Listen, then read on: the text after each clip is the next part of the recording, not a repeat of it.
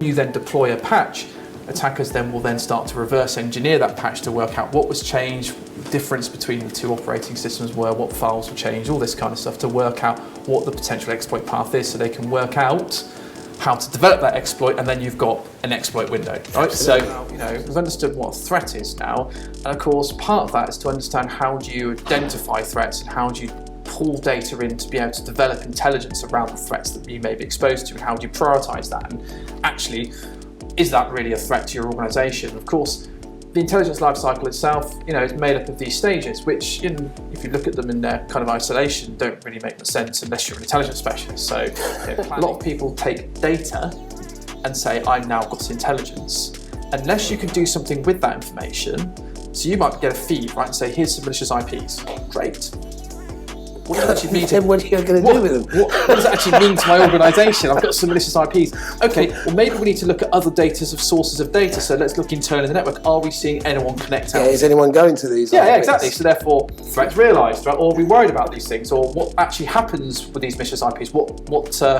Is there an exploit running on that site? Is that a sign of an act of exploitation that's already happened? So therefore, it's a command and control server. You know. When we're looking on your diagram here, we're looking at something called the objective.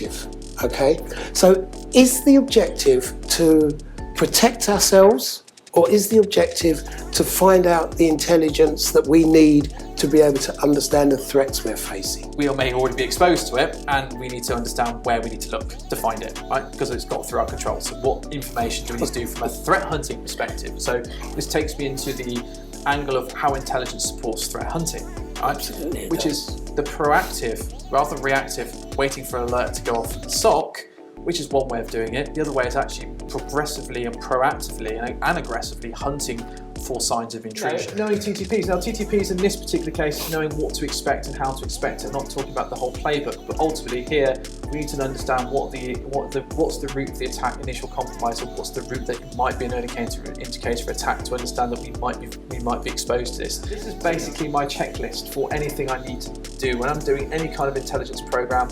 When I'm running an intelligence program here, when I'm running for a customer, when I'm helping a client build an intelligence program, when we're doing intelligence for a client, I always have this checklist.